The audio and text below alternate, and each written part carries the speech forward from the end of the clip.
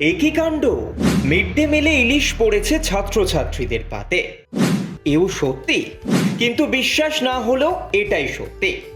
নিত্যদিনের খিচুড়ি অথবা সাদা ভাত, সিদ্ধ ডিম নয়তো সয়াবিনের তরকারি, কোনো কোনো দিন সেদ্ধ ডিমের বদলে ডিমের ঝোল অথবা সবজির ঘ্যাঁট।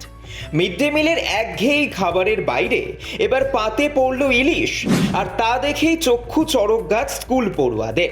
এই ছবি দক্ষিণ 24 পরগনার মথুরাপুর 2 নম্বর ব্লকের উলুবাড়ি বেরমাল অবৈতনিক প্রাথমিক বিদ্যালয়ের।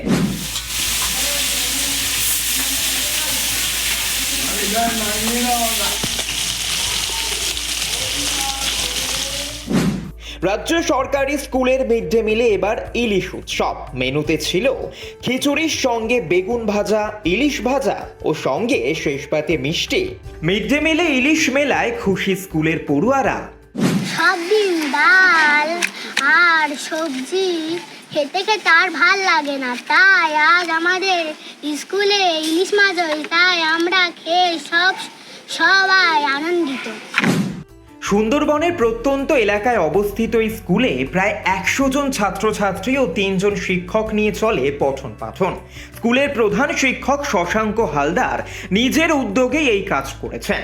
প্রায় 600 থেকে 700 গ্রাম সাইজের ইলিশ মাছ নিয়ে এসেছেন তিনি। আগামী দিনেও সময় ও সুযোগ আসলে এভাবেই ইলিশ পাতে দেবেন ছাত্রছাত্রীদের। আমাদের রায়দিঘি ইলিশের জন্য বিখ্যাত। এই রায়দিঘি থেকে ইলিশ সারা পশ্চিমবঙ্গে সর্বত্র চলে যাচ্ছে, অথচ এখানকার বাচ্চারা ঠিকমতো খেতে পায় না। তো তাদের পরিবারে ইলিশ কেনার সামর্থ্য তেমন নেই, তাই বিদ্যালয় থেকে আজকে তাদের প্রত্যেকের জন্য ইলিশ খাওয়ানোর ব্যবস্থা করা হয়েছে। এবং এতে তারা খুবই খুশি, কারণ মিড ডে মিলে তো প্রতিদিন প্রায় একই ধরনের ওই ডাল ভাত সয়াবিন এগুলো হয়, ভালো লাগে না। তাই ইলিশের পেয়ে তারা অত্যন্ত খুশি। আশেপাশের স্কুলের কোথাও এমন জিনিস দেখা যায়নি এখনো। স্কুলের প্রধান শিক্ষকের মিড ডে মিলের পাতে ইলিশ দেবার উদ্যোগ সাড়া ফেলে দিয়েছে গোটা এলাকায়, এমনটাই জানালেন এক অভিভাবক। ইলিশ উৎসবটা হচ্ছে, এটাতে খুব আনন্দিত, কারণ এই প্রথম আমাদের এলাকায় কোনো স্কুলে দেখিনি আজও পর্যন্ত কোনো ইলিশ উৎসব হতে। এর আগেও অনেক স্কুলে মিড ডে মিল চালু হয়েছে, আমি দেখিনি। এই স্কুলে যে প্রথম শুরু হয়েছে ইলিশ উৎসব, সেইটাতে আমি খুবই আনন্দিত আর কি। আমরা যতজন অভিভাবক এসেছি সবাই। সৈকত সাহার রিপোর্ট, এই মুহূর্তে।